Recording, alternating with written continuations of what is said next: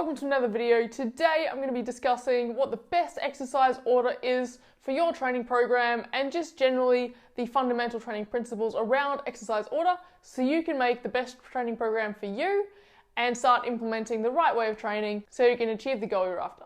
So sit back, relax, I hope you get a lot out of this video, and if you do, please smash the thumbs up button so I know that it's been helpful for you. If you have any topics you want me to cover, please comment them down below, and if you haven't already, subscribe to my YouTube channel so you don't miss out. With that out of the way, let's get started. Now, exercise order is a multi-dimensional topic, and I'm going to do my best to talk about it in a simple way so that you can make informed decisions. So at the most basic level, you've got two fundamental types of training for fitness. You've got aerobic exercise, or commonly known as cardio, or resistance training, where you use weights in the gym, or you can use bodyweight exercises to achieve a similar result. Now, as a component of fitness, you do have skill-based training and skills as part of that, but we're going to leave that alone for now, as that in itself is totally dependent on a whole huge range of factors that I'm not going to get into here. Now, of course, the first thing to note is that the best way of training for you is going to be dependent on your goal.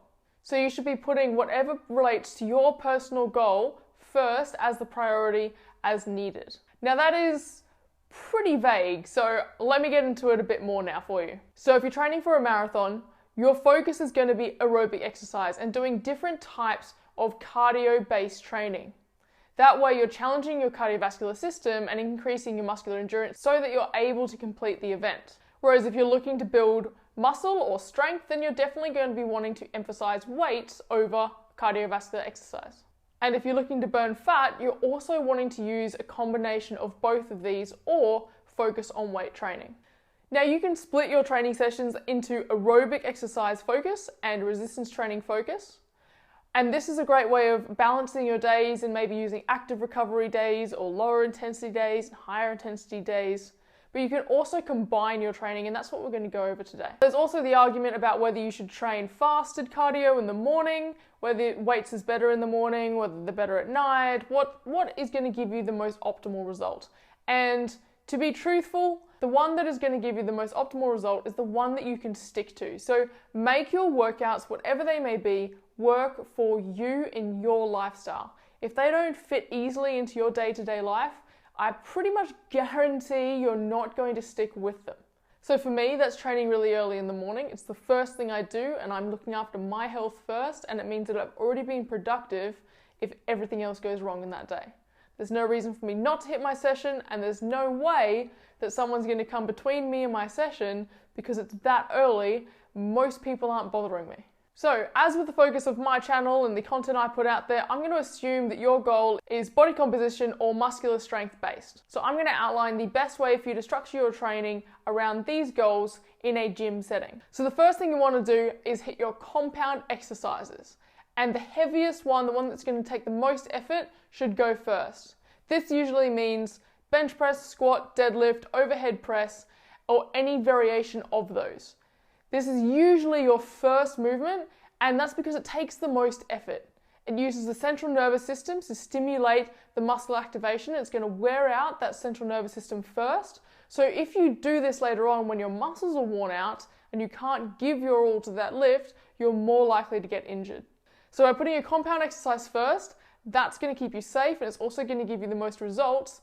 And you're not going to get disappointed with your lifts because otherwise you may be extra tired and you won't hit the numbers you're after. So whatever you're going to move the most weight on would be the one that I put first. The only contradiction I usually have to this is if I'm doing a full body day or programming a full body day for a client, I will usually put squats before deadlifts, as if they're using the same sort of intensity, so they're trying to lift the same amount of relative weight for their ability, as in of their 1 rep max, the squat is a more technical movement, and therefore they're actually more at risk if they're going to fail that rep.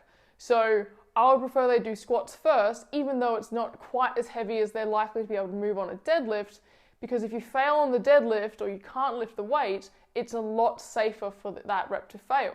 It's a lot safer for the central nervous system to be taxed and for the body to struggle a little bit more. After that first movement is done, that heavy compound, I would then program accessory lifts. Now, this is a term often used by powerlifters, but basically it's your follow-up exercises. And you want to, again, start with the compounds first. So if you did bench press, then you're moving on to squat, deadlift, overhead press, whatever it may be, whatever your slightly less emphasis is. Or you go moving on to a dumbbell variation or possibly a machine exercise that's still moving 2 or more joints, as that's what our compound exercises do. After you've hit all the compound exercises that you want to, then you can start looking at isolating specific muscles that you want to increase stimulation to. And remember, our isolation exercises are ones that are only moving the one joint, and that's therefore usually only focusing on that one muscle. So take a bicep curl, for instance, you're only bending at the elbow and activating that bicep. We put the isolation exercises as the third in the list literally because when we're training, we don't want our muscles to be overly taxed and overly tired. We want to be able to recruit all the muscle fibers that we need to in those heavy lifts, and then we can wear them out in safer, little isolated movements later on to still get that full training benefit, but with a less likelihood of injuring ourselves. After isolation exercises, then you can hit your abs if you want to, so you can actually target your core. Now, the reason we don't target our core earlier on is that in any of our compound lifts and some of the isolation movements, we want to be able to use our core to stabilize ourselves. This is more important for the compound lifts, so it keeps us safe and in the right technique and using the right muscles that we need to. But later on, when we don't need those, and right at the end, we can start focusing on our core muscles and using those and tiring those out to get the most response and adaptation later on. And then only after all the weights are done is when you want to do cardio.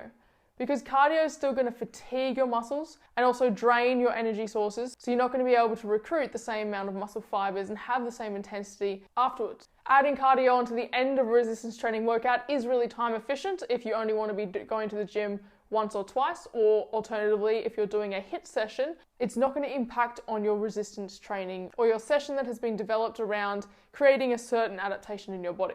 Alternatively, you can be doing cardio either at night, the next morning, or on another day entirely, and that way you won't have as long of a session. But I hope in this really quick video, it's helped you understand how to program your own training session and answered any questions you may have.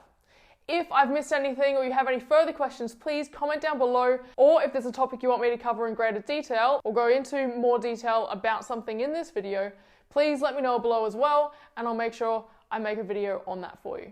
As always, I hope you got a lot out of this, and I'll catch you in the next one.